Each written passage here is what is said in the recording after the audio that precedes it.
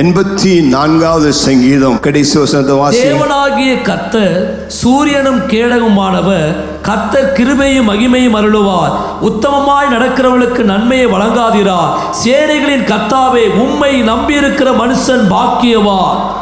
உம்மை நம்பியிருக்கிற மனுஷன் பாக்கியவான்.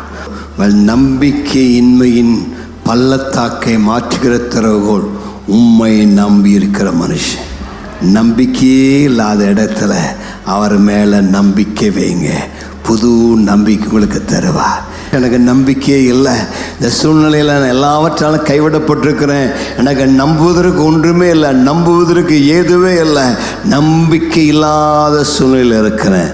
தேவனுடைய வார்த்தை சொல்லுகிறது, கர்த்தரை நம்பி இருக்கிற மனுஷன் பாக்கியவான். அவனுக்கு சூரியனும் கேடகமாக இருக்கிறார். அவர் அவனுக்கு நன்மையை வழங்காமல் இருக்கிறார்.